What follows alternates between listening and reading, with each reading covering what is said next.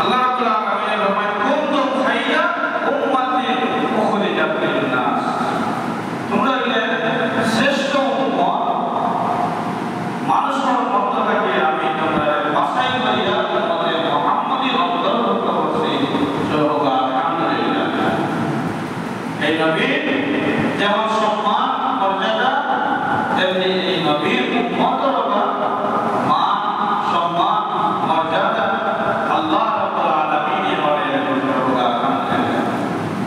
এমন এক নবীর উম্মত হয়েছে যে নবীর ব্যাপারে আল্লাহ রাব্বুল আলামিন ফরমায় মান ইউতির রাসূল ফাকাদ আতা, যে এই রাসূলের অনুগত হলো সে যেন স্বয়ং আল্লাহ রাব্বুল আলামিনের অনুগত। এটা এই নবীর ব্যাপারে এই নবীর ব্যাপারে এসে যে এই নবীর অনুসরণ হলো সে যেন আল্লাহর অনুসরণ হলো। মান ইউতির রাসূল, যে রাসূলের অনুগত হলো ফাকাদ আতা, সে যেন আল্লাহ রাব্বুল আলামিনের অনুগত হলো।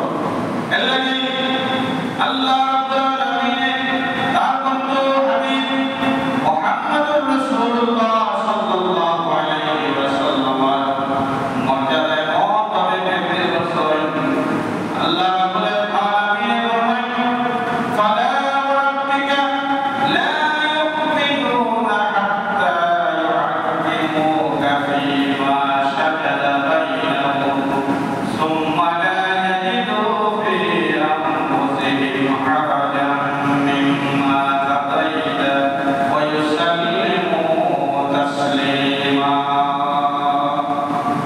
সুবহানাল্লাহ।